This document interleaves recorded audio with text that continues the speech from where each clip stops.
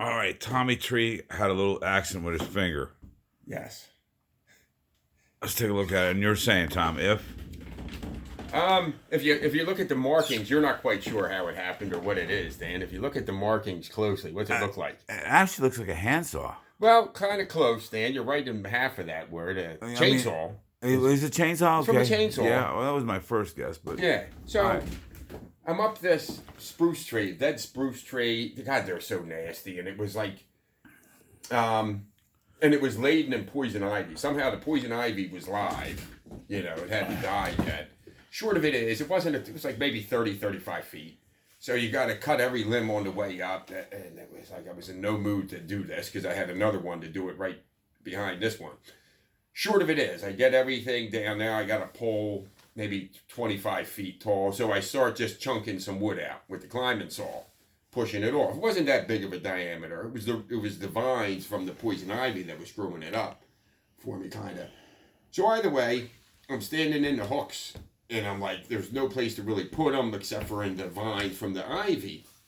So I'm pushing one piece. Maybe I was just in another world or taking it for granted, but I slipped as I was cutting and kind of pushing, and I'm trying to think how I was doing it, but I slipped and my hand came down to the saw, and that's how I cut it.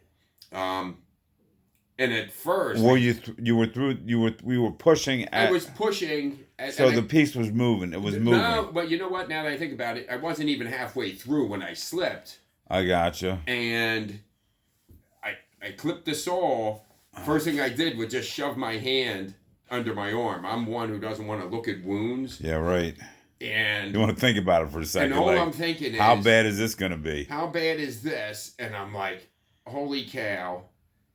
And the guy on the ground was like, do you want me to call 911? And I said, no, we don't want to do that. It's a little overkill.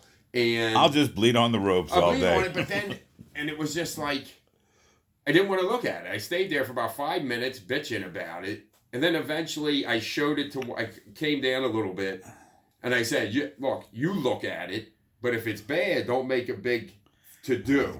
Right. Just say, oh, okay. So I showed it to him. He's like, oh my God.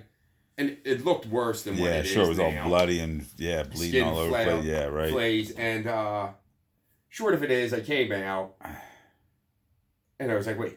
Was this yesterday or no, 2 days ago? Tuesday or something. Tuesday afternoon. And so we're talking about a week ago. No, 3 days ago. 3 days ago. Okay. Yeah. All right.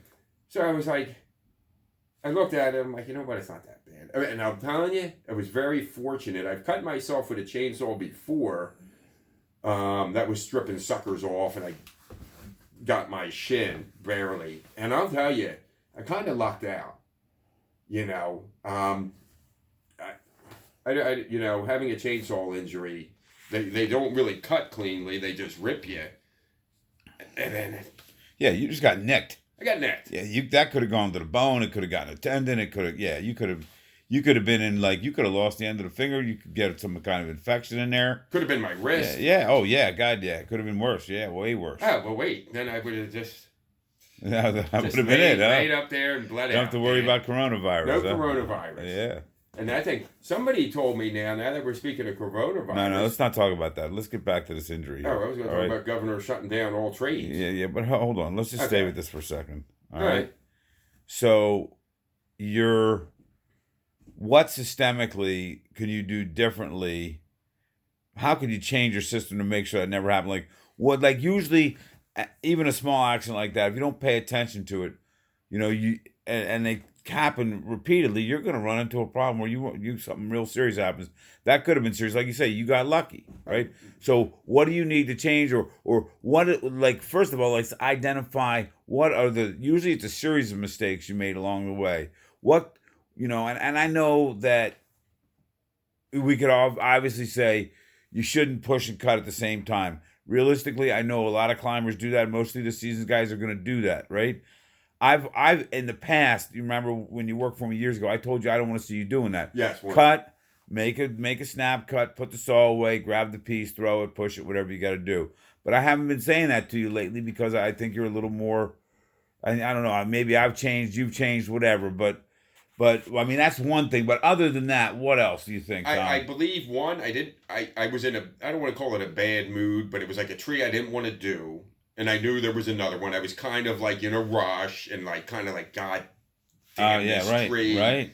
And You weren't. Your mental space was not in the. It was. You were not in the zone, man. No, it wasn't in the zone. You were resistance. You were in a place of resistance. And I also believe spikes in vines. It doesn't bode too well. It's happened to me before. They slip. They don't stay. And I should have just left it. I could have put a tagline in it, and we could have just pulled it over. Or you could have set the spikes a little better. I mean, you're saying that the only way to get a spike in that had to be a lot of poison ivy. There was a ton of poison ivy. I still have it today, and I never get it. Really. Yeah. Okay. And it was just like,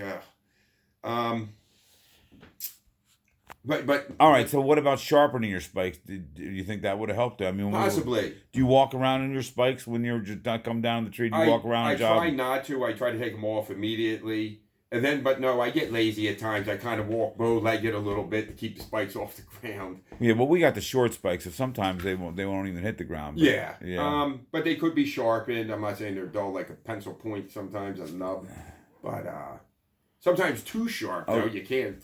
Sometimes it gets stuck in there. Stuck in there. Yeah, no, I think that I would like I had a kind of rule. As soon as I came down, I wasn't going to walk around the job unless I was just walking right over to the next tree or something. But I would never want to walk around with my spikes on. Some guys will do it all day long. Go eat lunch with their spikes on. But you know what, Dan? Sometimes, like if I'm about to go up a tree and I'm like, wait, where's so and so? My another carabiner. So I walk with them. I don't want to take the spikes off because sometimes with me when I'm putting the spikes on and I'm leaned over, I get lightheaded. How big was the diameter of the wood you were cutting? It wasn't big. It was like that, and it was dead. It wasn't like it was heavy wood or anything. It was like, God, I wish I mean, like if you had room to drop it, so, I mean, like a lot of times I'll throw a super deep notch in there and just throw the back cut in there and let the piece just fold over. So I don't have to push. Oh. So maybe, you could improve your cutting technique. Maybe so. There's always room for improvement. How are your notches doing these days? Excellent, Dan. Really? Not up to par like yours, but I'm learning from you though. I will say I've learned some of your tricks I implement today, and it makes my life a little easier. Isn't it fun, dude, when you have like this whole bag of tricks that you could, bring to bear on any given situation? It is nice. And of course, if you had a crew that you could trust too, that's the other thing. See, I work with these landscapers, and they still don't even know how to tie a pole saw on correctly, and it's like, I try not to get upset with them. Yeah, I know. You just got to accept it. But still, it's so nice when you're working with a crew and everybody's on the same page. Yeah. Absolutely. Speaking of which, let's get to it. But all right, so words of advice, like what would you say if you had to give one bit of wisdom, share one bit of wisdom from this experience? What would you say? Be cognizant of what you're doing. Just be mindful. Try to, like you talked about, Dan, being in the zone. Like, don't try to let outside entities distract you. I did with being in a rush, didn't want to do the trade. It's all part. It's why they call it work. I even went through that before. Right. Sometimes you get the good with the bad. And just be mindful because you get really one chance. I got a second chance with this. But yeah. The other thing is, what about gloves? If you had gloves on, do you think you might have fared a little better? Maybe so, but then almost with gloves, guaranteed. Then with gloves, if you cut the gloves, then the fibers now of the glove are now in the wound. Yeah, I use the cotton with the rubber, the ugly gloves with the rubber. That cotton's. I like to feel what I'm holding. Sometimes gloves. I actually was one time cutting a holly tree. I was just underneath there, like cutting a bunch of vines out from underneath, and I was kind of pulling the vines as I was cutting. Yeah. And next thing I know, I grabbed the. So I wasn't like. It was still spinning. I had taken my finger off the accelerator, but it was still spinning. And I went in there to grab the vines, and I grabbed the bar of the saw. Wow. And I had a glove on, and I walked. I mean, I didn't even have a scratch on me, but that would have been stitches for sure if I didn't have that glove on, And then I'm thinking, if it was a worse injury, I'd be out of. Well, who knows what's up with work now? But it's like I can't afford to be out of work. I hear you. So that's it. Okay, so getting your head in the right mental space to do the job. Absolutely, I mean? Be mindful. No shortcuts, as I was I was doing.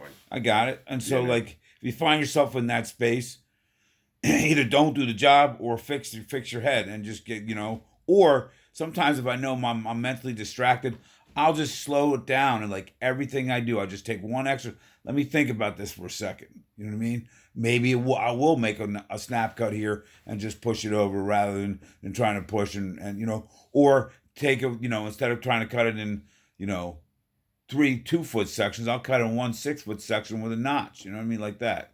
And good positioning when making the cuts, Yeah. because I knew I was having problems with my hooks in the vines, and I was kind of just didn't really. Yeah, and just a second on, I'm anti-stub. I totally hate stubs, right? Yes. But in a situation like this where you think, hey, maybe I'm going to have some problems with, you might want to leave some footholds. Just I'm just reaching for anything you can learn from these situations. I think it's worth reviewing and trying to learn something from. The one time I didn't leave stubs. Exactly. Yeah, there you go. Yeah, it there you go. backfired on me. All right. All right, all. That'll never happen again. Nope. All right. Take care, guys.